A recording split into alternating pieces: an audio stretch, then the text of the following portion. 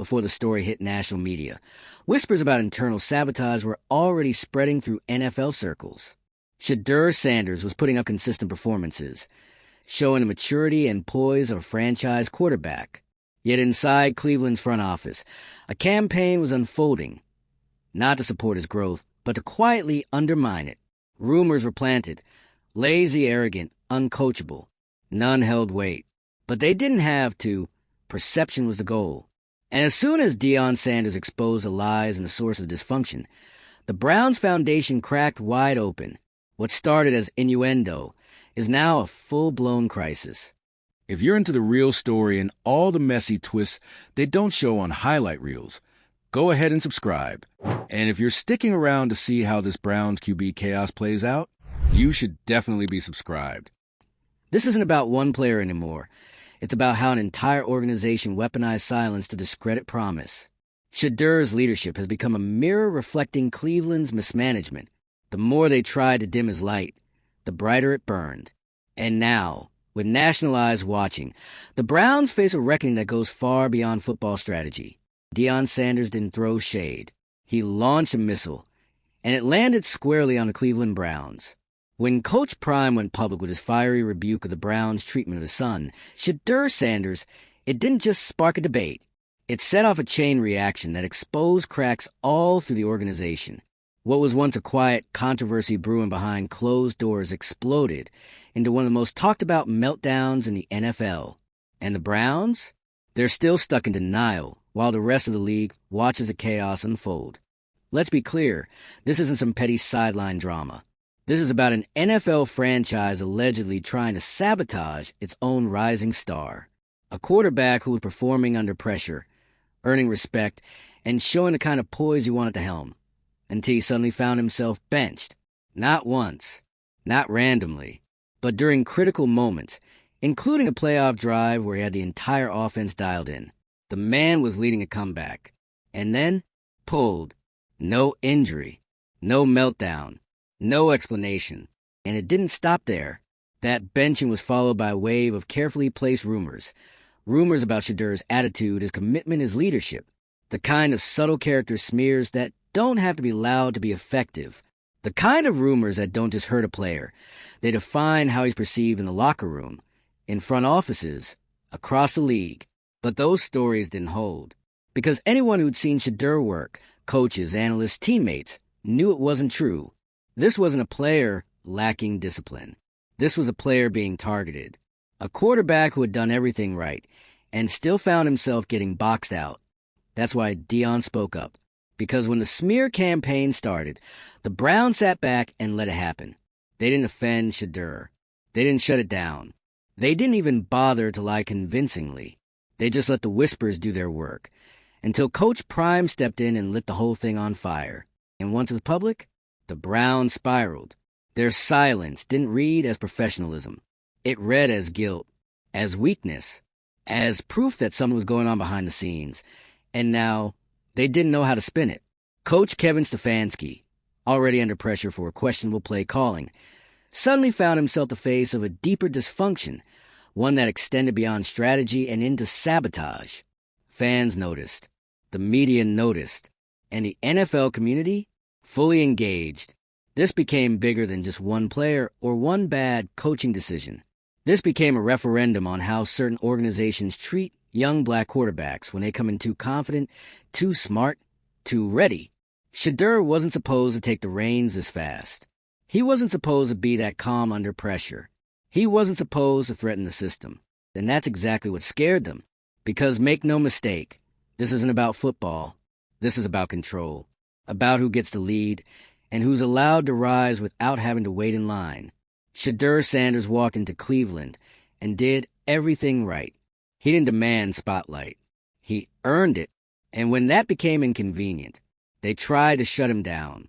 But Shedeur never bit. He didn't lash out. He didn't go on social media tirades. He didn't feed the drama. He just stayed steady, unshaken, undistracted, and completely professional, which only made the Browns look worse. Because in the face of all the chaos, Shedeur became the most composed figure in the room. The organization's panic made it clear this wasn't about performance. This was about ego. Internal sources started leaking about fractured relationships, favoritism in the quarterback room, and a front office too insecure to let a young leader outshine their veterans. And suddenly, fans weren't just angry, they were disgusted, because it became obvious that this wasn't just a bad moment. This was a pattern. When you pull your best performing player from the most critical moments, especially when he's delivering, people start asking questions. And when those questions go unanswered, the speculation turns serious. That's when the word sabotage entered the conversation. And that's also when this went national. Because this isn't just about Cleveland's dysfunction. It's about how many other organizations operate the same way, but quieter. It's about the systemic doubt that black quarterbacks continue to face, even after proving themselves time and time again. It's about the people behind the curtain who still feel threatened by young, confident, intelligent leadership that doesn't play politics. The fact that this situation has triggered calls for federal investigation says everything. People want answers about the rumors, about the benchings, about who in the Browns' leadership was so threatened by Shedeur Sanders that they tried to poison the well before he could fully take control. When the Browns' refusal to respond, it's only made things worse. At a time when transparency could have saved them, they chose silence. At a time when ownership could have stepped up, they stayed hidden. At a time when a locker room needed clarity, they offered confusion. And now, not only are they facing public backlash, but internally, the organization is unraveling. Players are frustrated. Staffers are divided. The leadership vacuum is palpable. And Shedeur? Still calm. Still poised. Still letting everyone else's mess speak for itself. That contrast, that visible difference in character between him and the people running the show, is what's made this such a defining moment. Because fans are looking at Shedeur and seeing exactly the kind of player a franchise should be building around, while the Browns are being exposed for treating him like a liability. This wasn't a misstep. It was a complete failure of leadership.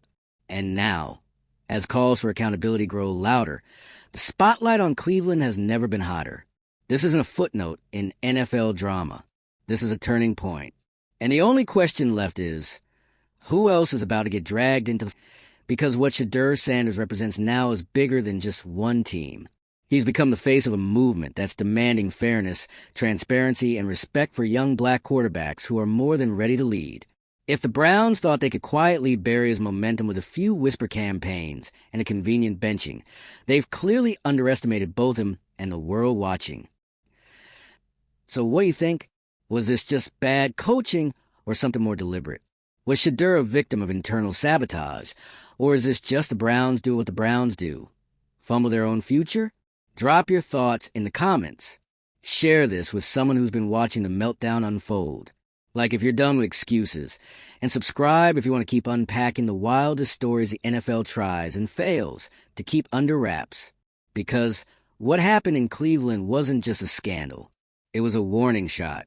And it hit the league right in the playbook. And here's the problem no one in Cleveland seems ready to face. This isn't just a PR crisis. It's a values crisis. An identity crisis. A franchise looking itself in the mirror and realizing it's built on a kind of dysfunction that doesn't just lose games, it loses trust. Deion Sanders didn't expose a glitch. He exposed the whole operating system. He didn't just call out one bad coaching decision. He blew the lid off an entire structure designed to protect power and suppress anything or anyone that might challenge it. And in this case, that anyone was Shedeur Sanders. It's no coincidence that the Browns' leadership has gone into lockdown mode since this story broke. No pressers, no detailed statements, no walkbacks, just generic PR blurbs and a lot of ducking questions. And it's not just embarrassing, it's telling. Because when you have nothing to hide, you clarify. But when you're guilty, or worse, afraid, you shut down. And right now, the Browns are silent. That silence is what's turned this from a controversy into a movement. It's the refusal to take responsibility, to be transparent, or to protect your own players that's made people look deeper. The coaching decisions were the spark, but the silence, that's the gasoline. And Shedeur's response to all this? A masterclass. No emotional outbursts. No cryptic posts. No throwing people under the bus. Just calm, measured professionalism, and continued performance. That's what's killing the Browns' narrative. They wanted him to crack, to act out, to validate the whispers they planted. But he never gave them that satisfaction. Instead, he gave them a spotlight. And now, that spotlight is burning through every lie, every half-truth, and every insecure decision that's been made behind closed doors. The NFL isn't just watching this anymore. It's reacting. Players from other teams are showing support. Former players are speaking out. Analysts aren't mincing words. And fans? They've moved from confused to furious.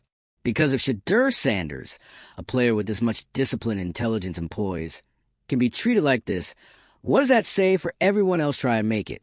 What does it say about how we evaluate leadership in this league? About who gets grace and who gets gaslight. This isn't just about a quarterback. It's about how entire organizations operate when they feel threatened by a new voice, a new energy, a new kind of leadership. And the truth is, Shedeur brought all of that. He walked into a room that wasn't built for him and still led. He didn't just win over teammates. He delivered. He didn't just talk like a leader. He played like one. And still it wasn't enough. Because in Cleveland, leadership isn't earned. It's gatekept. The people in power didn't want to hand the keys to someone they couldn't control. And when it became clear that Shedeur wasn't going to shrink himself to fit in, they made the conscious decision to push him out. But that move backfired harder than anything the Browns have done in years. And this is a franchise with plenty of bad decisions on the resume. The decision to bench Shedeur mid-comeback wasn't just poor judgment. It was self-sabotage on a historic level. And the follow-up, the false rumors, the character attacks, the total lack of accountability, took it from bad football to institutional rot. And fans have had enough. People are done pretending this is normal. Done giving management the benefit of the doubt. Done excusing strategic decisions that just happen to hurt the same kind of players over and over again. Now, this scandal has crossed into the realm of real consequences. There are calls for federal oversight, for investigations into civil rights violations. People want to know who said what, who authorized what, and why a franchise would tank the growth of one of the most promising quarterbacks in the league on purpose. Because if this isn't personal, then it's even worse. It means the people running this team genuinely don't know what talent looks like. It means they're not just insecure, they're incompetent. And in the NFL, that combination will destroy your franchise from the inside out. Cleveland's locker room, already fractured. Trust between players and leadership, hanging by a thread. Fan loyalty, eroding by the minute. Because at the end of the day, fans root for talent. They root for potential. And right now, the Browns are doing everything they can to bury both. Meanwhile, Shedeur has become bigger than just a player. He's become a symbol of what happens when someone refuses to be molded by a broken system. Of what it looks like to stay composed while people try to tear you down. Of what real leadership is, even when the people above you don't have your back. He didn't ask to be in this position. He didn't choose to be a controversy. But the way he's handled it, that's the part people are responding to. That's what's made him the face of something bigger. And Deion, he's not going away either. Coach Prime called it exactly like he saw it. And people listened. Because when Deion Sanders speaks, the NFL listens. And right now, he's making it clear. If you come for his son, you better have your story straight. The Browns didn't. And now their entire operation is being picked apart in front of the world. This is no longer about one team making a bad call. This is about whether the NFL is willing to protect its players from internal sabotage. About whether talent can still rise in a system that's desperate to keep power in the hands of the same people it's always protected. Shedeur Sanders did what few rookies could. He rose to the moment, led under pressure, and carried himself with maturity well beyond his years. The Browns had a golden opportunity to build something new. Instead, they chose to protect their ego. Now, they're watching everything fall apart because they were afraid of what would happen if they let him shine. And the rest of the league? They're taking notes. The Cleveland Browns can't run from this. No matter how many vague press releases they put out, no matter how many camera-friendly half apologies their PR team floats, the core issue remains. Shedeur Sanders was sabotaged. And not subtly, not quietly. This was a calculated, public takedown of a young quarterback who was, by all accounts, doing everything right. And now, it's unraveling. Deion Sanders didn't just bring attention to an internal issue. He peeled back the curtain on the way certain franchises handle power, who they give it to, who they fear having it, and who they quietly try to erase when it threatens their comfort. His comments hit like a punch because they weren't just emotional, they were true. And everyone who's followed this league long enough knows exactly the kind of dynamic he was talking about. The second Shedeur showed leadership? Problem. The second he commanded a huddle like he owned it? Problem. The second he put points on the board and made it clear he belonged in this league right now? Big problem. Because the Browns weren't ready for that. They weren't prepared to let a young, black quarterback lead without permission. And when he showed up more polished than their chosen veterans, that wasn't a win. That's what makes a scandal different. It's not just about the bad optics of benching your best player during a playoff drive. It's about why it happened. And the truth is, it wasn't strategy. It wasn't concern for his development. It was ego, insecurity, fear of being outshined. Let's call it what it is. Internal sabotage. You don't start planning stories about a guy's attitude unless you're trying to shape a perception. And the perception they want around Shedeur was clear. Uncoachable, arrogant, immature. All the tired old tropes. The ones they've used for years to sideline players who dare to be confident and competent at the same time. But this time it didn't work. Because Shedeur's reputation outside that building was too strong. Too consistent.